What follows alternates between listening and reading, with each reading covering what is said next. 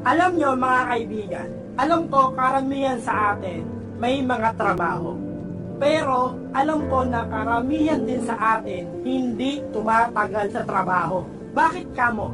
Dahil sa mga supervisor, manager, at sa mga nagpipiling boss, busabos. Sa lahat ng klaseng trabaho, merong ganito, especially sa company.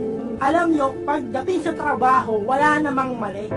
Alam nyo kung ano ang mali? Kayo ang mali. Mali ang pamamalakad, mali ang trato sa mga tao.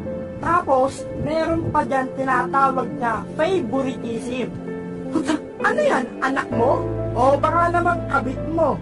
And disclaimer lang, hindi ko po nilalahat. Karamihan lang po sa inyo ganito.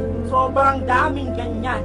Wala namang ganyanan mga boss. Kayo yung mga nagiging isang dahilan kung bakit ang ilan sa mga tao yung nagre-resign.